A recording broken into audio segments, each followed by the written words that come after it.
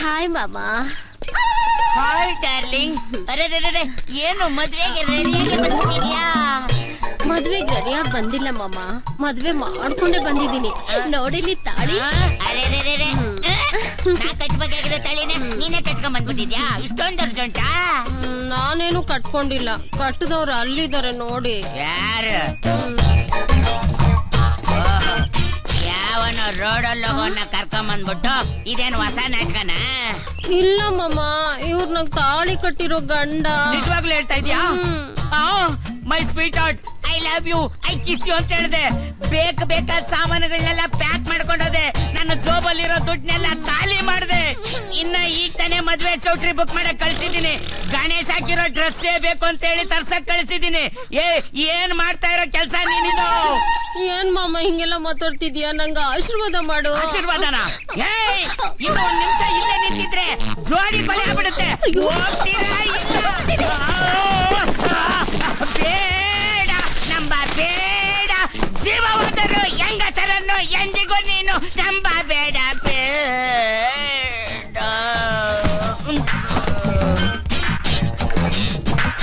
ಇಲ್ಲೇ ಇದ್ದೀರಿ ನೋಡಿ. ಒಂದು ವಿಷಯ ಹೇಳೋದು ಬರ್ತಿದ್ದೆ. ಏನಪ್ಪ? ಏನಿಲ್ಲ, ನಿಮ್ ಜಾತಕದ ಪ್ರಕಾರ ನಿಮ್ಮ ಮದುವೆಗೆ ನಾನೇ ಪುರೋಹಿತ ಬರ್ಬೇಕು ಅಂತಿದೆ.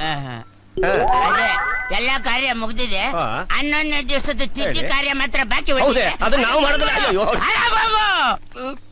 ನನಗ್ ಗೊತ್ತಾಗೋಯ್ತು ಕಣ್ರಿ, ಮತ್ತೆ ನೀವು ನನಗ್ ಸಿಗಲ್ಲ ಅಂತ. ಯಾಕೆ ಅಂದ್ರೆ ನನ್ನ ಟೈಮೇ ಖರಾಬ್ ಹೋಗಿದೆ ಕಣ್ರಿ. ಮತ್ತೆ ನಾನ್ ನಿಮ್ಮನ್ ಪಟಾಯಿಸಿ ಮೋಸ ಹೋಗೋದಕ್ಕಿಂತ, ತಲೆ ತುಂಬಾ ಕೆರ್ಕೊಂಡು ಕ್ಯಾನ್ಸರ್ ಮಾಡ್ಕೊಂಡು ಸಾಯಕ್ಕಿಂತ ನಾನು ದೇವದಾಸ್ ತರ ಕುಡ್ಕೊಂಡೆ ಸತ್ತೋಗ್ಬಿಡ್ತೀನಿ ಕಣ್ರಿ.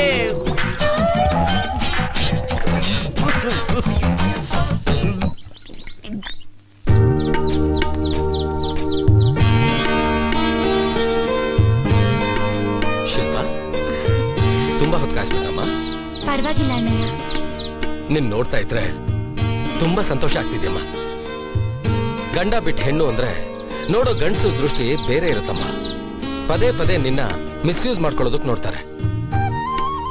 ಪಾಪಿಗಳ ಲೋಕದಿಂದ ದೂರ ಇದ್ದು ಪರಮಾತ್ಮನ್ ಸೇವೆ ಮಾಡ್ತಾ ನೀನು ಪವಿತ್ರಳಾಗಿರ್ಬೇಕು ಅನ್ನೋದು ನನ್ನ ಆಸೆ. ಆ ಕಾರಣಕ್ಕೆ ನಾನು ನಿನ್ನ ಆಶ್ರಮಕ್ಕೆ ಸೇರಿಸಿದ್ದು. ಮತ್ತೆಲ್ಲೋ ನಿನ್ನ ಕೆಲ್ಸಕ್ಕೆ ಸೇರಿಸೋದಕ್ಕೆ ನನ್ನ ಮನಸ್ಸು ಒಪ್ಲಿಲ್ಲ. ಇದಕ್ಕಿಂತ ಒಳ್ಳೆ ದಾರಿ ನನ್ಗೆ ಯಾವುದೂ ತೋಚಲಿಲ್ಲ. ನಾನ್ ಮಾಡಿದ ತಪ್ಪು ಅನ್ಸಿದ್ರೆ ನನ್ನ ಕ್ಷಮಿಸ್ಬಿಡಮ್ಮ.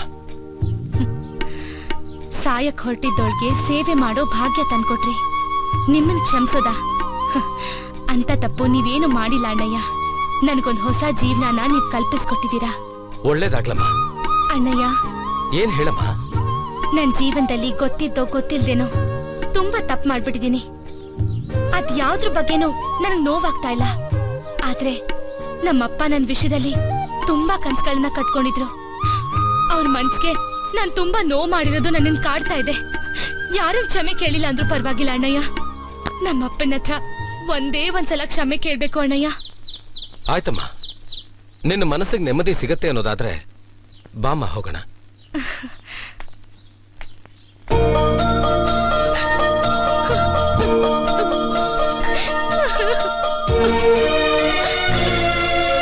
ಅಪ್ಪ, ನನಗೆ ಕ್ಷಮಿಸ್ಬಿಡಿ ಅಪ್ಪ.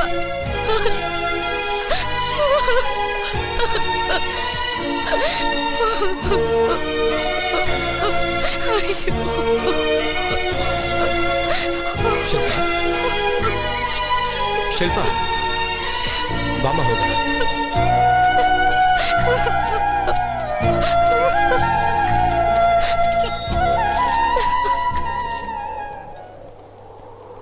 ಅಣ್ಣ ಬಾರಣ್ಣ, ಸ್ವಲ್ಪ ಕೆಳಗಿಳಿಸ್ಕೊಡೋಣ. ಯೋ, ನೀ ಕೊಟ್ಟಿರೋ ದುಡ್ಡಿಗೆ ಇಲ್ಲಿವರೆಗೆ ತಂದಿರದೆ ಜಾಸ್ತಿ, ಅದ್ರಲ್ಲಿ ಬರೇ ಬಾಣ ಕೆಳಗಿಳಿಸು ಅಂತೀಯ.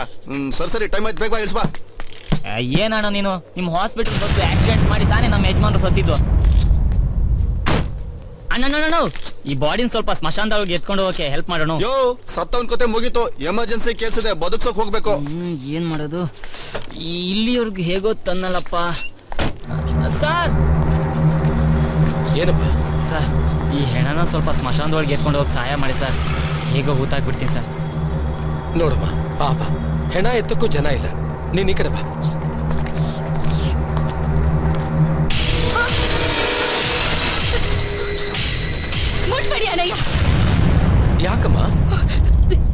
ಈ ಬಾಡಿನ ನೀವ್ ಮುಟ್ಬೇಡಿ.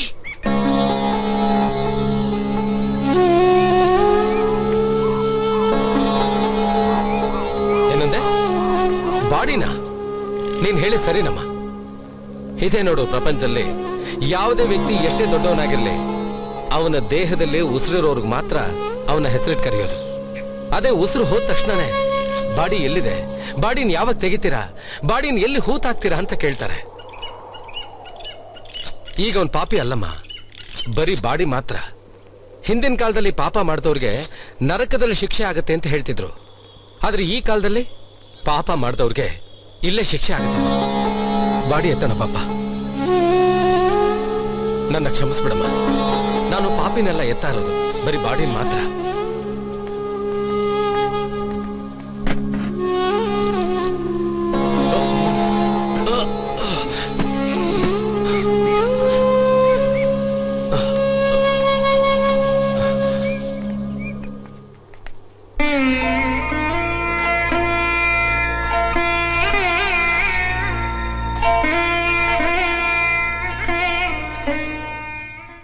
ನೀನೇನು ತಲೆ ಕೆಡ್ಸ್ಕೋಬೇಡ ಸೀನಾ, ಅದಕ್ಕೆ ನಾನೊಂದು ಪ್ಲಾನ್ ಮಾಡಿದ್ದೀನಿ. ಏನೋ ಮೀಟಿಂಗ್ ನಡೀತಾ ಇದೆಯಲ್ಲ? ಏನೂ ಇಲ್ಲ ಸರ್, ನಾನು ಏನ್ ಮಾಡಕ್ ಹೋದ್ರೂ ಆ ಸುಧಾ ಅಡ್ಡ ಬರ್ತಿದ್ದಾಳೆ. ಅವಳಿಗೆ ನೀವೊಂದು ಗತಿ ಕಾಣಿಸೋದಲ್ವಾ ಸರ್? ಕಳೆದ ವರ್ಷ ನಾವೊಂದು ಹುಡುಗಿನ ಬಾಯ್ಲರ್ ಹಾಕಿ ಸಾಯಿಸಿದ್ವಲ್ಲ, ಆ ವಿಷಯ ತಿಳ್ಕೊಂಡು ಅವಳನ್ನ ಬ್ಲಾಕ್ ಮೇಲ್ ಮಾಡ್ತಿದ್ದಾಳೆ. ನಾನು ಏನು ಮಾಡಕ್ಕಾಗ್ತಾ ಇಲ್ಲ. ಅದನ್ನ ಬಿಟ್ಬಿಡಿ ಸರ್, ಅವಳಿಗೊಂದು ಮೂರ್ತಿ ಇಟ್ರ ಆಯ್ತು. ಯೋಚನೆ ಮಾಡಬೇಡಿ. ಸದ್ಯಕ್ಕೆ ಇವತ್ತೊಂದು ಓಟಿ ಇದೆ, ಇನ್ನೇನು ಬಂದ್ಬಿಡುತ್ತೆ. ಹೌದಾ? Very good.